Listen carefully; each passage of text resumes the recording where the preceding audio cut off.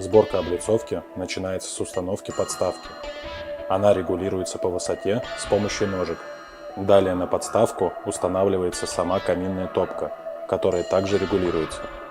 Следом размещается каркас, который является опорой для верхней части облицовки. В самой облицовке сделаны прорези, в которые вставляются металлические пластины для фиксации каждого ряда. Сборка облицовки начинается снизу, а порядковый номер каждого элемента подписан с внутренней стороны.